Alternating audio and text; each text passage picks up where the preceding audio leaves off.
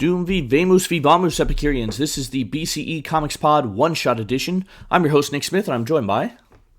Stojr from Stojr Shelf. How's it going, Nick? I'm doing well, particularly since we are participating in Kurtis Findlay's Epic Marvel Podcast Reading Club, and this one-shot is going to be our brief thoughts on today's issue, which is Uncanny X-Men number 183, He'll Never Make Me Cry, and Innocenti is fully on board as our editor now. Alright, so Colossus confesses to Kitty that he fell in love with someone else while on Battleworld, and he essentially breaks up with her. Hurt, Kitty decides to travel to Chicago to stay with her parents for a while. Meanwhile, Wolverine and Nightcrawler take Colossus to a bar to talk things out and to talk some sense into him. During this, the Juggernaut happens to be present, and Colossus ends up in a brawl with the Juggernaut. Well, Colossus loses this brawl, and Wolverine makes the prescient point that Colossus never thanked Kitty for her sacrificing her life for him, and as such, he at least owes her that, and to not just cut her out. Alright, Stojr, what are your thoughts? So I'm glad that I can stop ranting about the Kitty and Colossus stuff, because now they're officially broken up when they should have never been together. And maybe this was by design. Maybe they used Secret. You had mentioned earlier that the dragon was the only lasting effect of Secret Wars, but this is the other one. And I bit my tongue until I knew this issue was coming out. Yeah, honestly, I forgot about this one. Yeah, and I don't remember Colossus falling in love with something. Again, it's not a major beat in Secret Wars of Colossus's kind of love interest there. Maybe it is, just not one that I remember. So I have to go back and read that all the way through. I like the way this goes. I like the interactions here. Everything about the breakup makes sense, except for the fact that they should have ever, had this unrequited love for each other. And later on in the issue, I bump into the fact that Wolverine's so, upset or talking about that they might have been getting married or something like that. And it's just like, what are we talking about here? They're like teenagers, first of all, let alone a 5-year age gap. But again, it's like, all right, shut up. We're moving on from it. It's not going to be talked about anymore, I hope. Until they're older. I have no problem with them being together when they're older, right? Some people complain about them together in, Uncanny X-Men around Fatal Attractions, or in the Astonishing X-Men era when they are truly together. And I think that they've adequately aged Kitty up at that point in time where the 5-year age gap doesn't matter, right? Yep. You could say Colossus is in his mid to late 20s, and she's at least, 21, 22 at that point. She's college age, if not graduate school or something along those lines. So I have no problem with that. I do love the X-Men just going out to a bar and hanging out. So I like that with the bar fight. I like the sort of undercover mystique in here. I think that's really good. And I like the Juggernaut character. I like the idea here of, like, he's not this one note, villain with Black Tom Cassidy. He's got a little bit of honor to him, maybe. I mean, he's paying for the damage that he's done. I want to go reread Nothing Can Stop the Juggernaut with Spider-Man, because that's what they're referencing here. That won't be out till June or July, I think, in Epic Collection. So looking forward to kind of reading that. This is really the year of JR in Epic Collections. He's had, he's going to have like at least 4 this year, for my knowledge. That's 3 this month, right? 3 this month. Once, and then Nothing Could Stop the Juggernaut would be 4. So then, if I'm forgetting anything else, you'd add on top of that. Is JR the artist on that? I don't know why I was thinking it was Sal Buscema for that particular. No, unless I'm completely misremembering something. Yeah, he's the regular artist on Spider-Man until you get to like the mid 200s where not Ron Friends, but who takes over? Who's the black costume guy? Oh gosh, you're putting my spider knowledge on the. Gosh, I don't know. Not off the top of my head. Out of reach. I can't. It's We don't need to worry about it. This is an X-Men show, right? Yeah. Although anyway, I will say that I think it's Ron Friends. I think it is Friends. Okay. Yeah. So because it's default. Anyway, I think it's Ron Friends.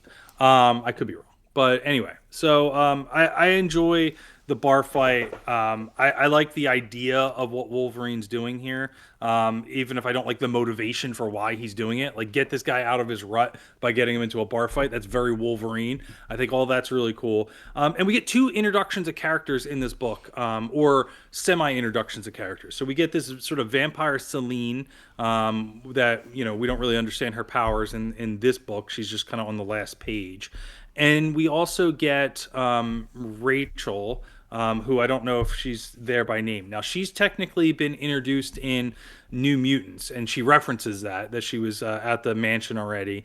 And she obviously has her first appearance in Days of Future Past, right? So there's some connections there. But this issue is one that I either glossed over those pages or didn't ever read cover to cover, because having read The Gift, which is the next X-Men Epic Collection, where she's prominently featured, I was always confused as to, like, well, when does she get introduced to the X-Men and kind of integrated into things, and it starts here. So I think that I was looking forward to this volume to really get that slower introduction, the explanation of how she gets on the team, how she comes back in time. I'm not saying we're going to get all of those answers right away, but at least you're seeing the beginnings of that, and you only miss a page or two in New Mutants. And the last point I'll say is, again, going back to the idea of like extra homework. Kind of wanted to know what happened to Kitty on the plane with the White Queen, but I got to go read New Mutants for that. So I guess we're going to skip past that. But, you know, that such is an integrated line of X books that we're starting now. What are your thoughts? Yeah, there was one other little introduction that we don't actually see this person, but we get our first mention of Forge, right? We're going to actually see Forge in the next issue, but we got our first mention of him, and I'm not going to say anything more than that because I want to avoid spoilers, of course. But anyway, that's on page 177, so I was happy to see that there. In terms of the Juggernaut, you know, that one last thing on that Spider-Man story. When I was young and first getting into comics, my parents got me this like mini trade paperback because they knew Spider-Man was my favorite, and it was that two-parter of Nothing Stops the Juggernaut. So I read that constantly. I was too young to pay much attention to who the creators were at that point, and hence why my memory is not good about who the actual artist was. But I always wondered how he got out of that. Well, this seems to be the Juggernaut's first appearance after having been defeated by Spider-Man, because he makes mention of he just busted his way out of the concrete. Which, I don't know, that doesn't seem like a satisfying answer to me, but it's at least an answer. Now I know. And I know I've read this issue before, but it's been so long I don't remember it and didn't stick in my mind. Two other things. During the bar fight, let me see if I can find this again. You mentioned the woman Selene at the end there. We do get a little hint of her during the bar fight. She's down here, page 182. How kind you are and handsome. I feel so much safer with you beside me. At first I was wondering if we had another creator introduced here, if this was Claremont, or if we brought in Byrne again just for funsies. But she gives his name at the end, that his name is Stewart, so that's just not anyone. He just has the look of our creator. I did mean to go back and look for that, so I'm glad you pointed that out, because I flipped back and then I think I got distracted, so I didn't actually find that. I don't know how I missed it, but it was probably because I was doing that, and then one of the kids probably distracted me or something like that. It's all good. Because it feels like something that, you know, she was in the issue somewhere, you know? Yeah, and actually that's her right there, because I just now remembered she made mention of, if she had gotten that Man Mountain or that big dude or whatever, which she didn't. So that's actually where she starts. So she's flitting between men because this is her thing. She's going to suck men dry. And that sounds very gross now that I just said it, but in a comic book way, not in a sexual way. I guess one last thing is the Colossus ordering a beer. Let's see. He's over here. He says, I'm old enough. I'm nearly 20. I'm struggling to zoom in on the... There we go. obviously here in the United States, the drinking age is 21, or at least it is now, right? So I did some digging into this because this is something I was aware of, but I didn't know the specific details. All right, so going all the way back to Prohibition, right? When Prohibition was lifted in 1938, I think, something like that, most states adopted 21 as the legal drinking age, and it was a state choice, right? States could pick their drinking age. However, when the voting age was lowered to 18 in the 1970s, right, this was a reaction to the draft happening in the Vietnam War. Men or young men were being drafted for war, but they weren't old enough to vote, so they lowered the voting age to 18. Well, a lot of states also lowered the drinking age. How can you be old enough to vote, but not old enough, you're an adult to vote, but not an adult to drink, right? So some states had a lower drinking age of 18, 19, or even 20. It was only in 1984, when this comic came out, that Congress passed the National Minimum Drinking Age Act, which officially established 21 as the drinking age in the United States. And they did that to combat the increased amount of drunk driving accidents that were happening with younger drivers. This is something that I've always found to be kind of a weird thing about our country. I lived in Europe for a while. My mother grew up in Europe. There's less taboo feelings around alcohol for the youth. And that's tough because, here in the United States, you get kids going off to college and so forth, and they're drinking underage, and they try to hide it because it's illegal, which gets a lot of kids in trouble because if they overdrink and they don't get help because, someone, they drink too much, they're going to have alcohol poisoning, and their friends are afraid to bring them to the hospital because they don't want to get in trouble. We've created this culture of fear of drinking amongst young students. But then again, we also have a culture that relies so heavily on automobiles that having younger people drinking while driving is a terrible recipe as well. So it's I don't know. Drinking age is a weird thing in the United States, I think.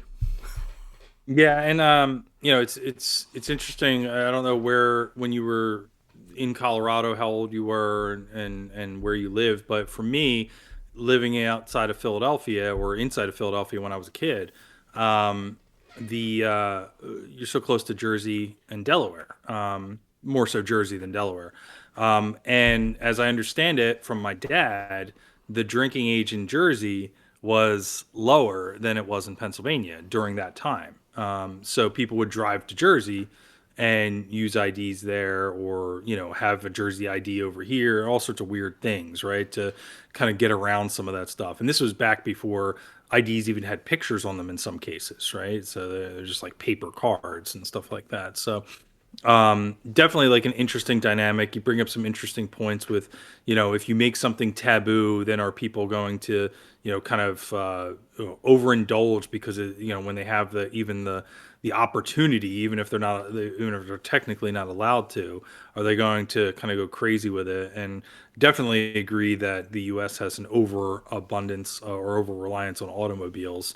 Love to see some of these big cities almost like adapt more of like a college campus mindset of like, we're going to focus more on walking versus cars in the city. But that's a debate for another day. I did double check because I'm super anal retentive that JR did do the Nothing Can Stop the Juggernaut, and it was Ron Friends that was on Amazing Spider-Man. So Nothing Can Stop the Juggernaut was around 220. I lost it here. It was 229 and 230. And Amazing Spider-Man 252 is when he comes back from Secret Wars. So there is a little bit of 2 years here, depending on how quickly they were pumping out the issues, whether they're monthly or not, between the Juggernaut getting locked in something and then escaping. So it wasn't instant. Okay. All right. Well, good. Thank you for checking up on that. I appreciate it. Any other final thoughts there, Stojr? No, looking forward to the next issue. All right. Well, once again, if you guys enjoy our thoughts, follow us on YouTube. We're going to read, rate, and review a full big collected edition comic once a month. I think, if I've got the timing of this right, tomorrow should be Sunday. And so 8 a.m. Eastern Time, we are going to review the Dark Avengers Epic Collection. And then, of course, daily, we're going to have these one-shots coming out. So thanks for watching. Thanks for listening if you're just getting the audio podcast. So we appreciate you guys out there, too. Yeah, we'll see you guys next time.